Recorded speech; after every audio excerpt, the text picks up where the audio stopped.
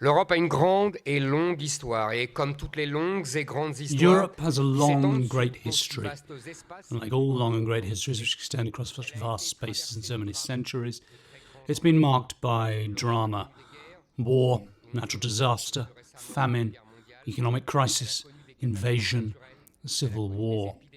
Europe has always got over it, more or less rapidly, but always with courage and talent.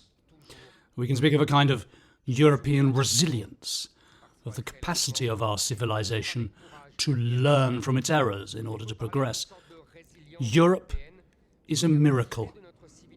Europe doesn't look like much, the smallest continent, wedged between Asia and the sea, with neither the vast expanses of America nor Asia's teeming masses.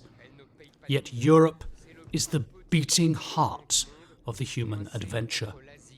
In a few centuries, Europe invented so much. The monastery, the Gothic style, Gregorian chant, the Bill of Exchange, feudalism, canon law, the printing press, musical symphonies, the steam engine, electricity, internal combustion engines, the railways, cinema, aircraft. It was Europe, first with its ships, then with its railways, cars, aircraft, that discovered and connected so much of the world.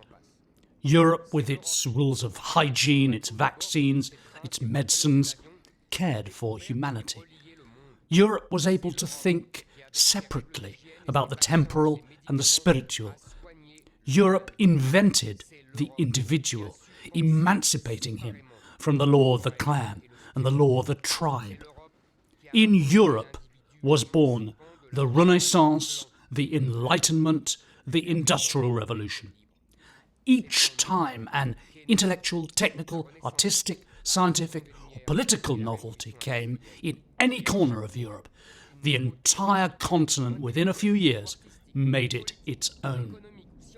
Europe is not a country, not a people, but it is one and the same civilization, forged by Judæo-Christianity and the Græco-Roman spirit.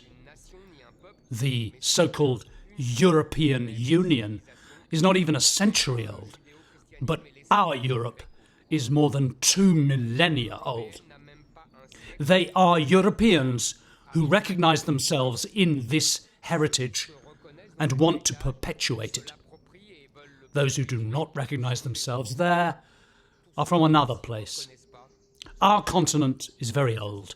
Its philosophical, political, legal, religious roots go back to antiquity, but they still seem young. Of Cleopatra's Egypt, only ruins remain.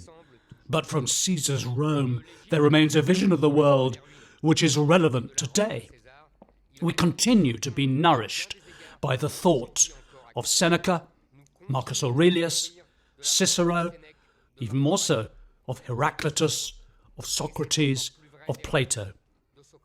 Despite all its trials, all its suffering, despite the many times we thought it was lost, European civilization seems to have something immortal about it. Avoir quelque chose d'immortel.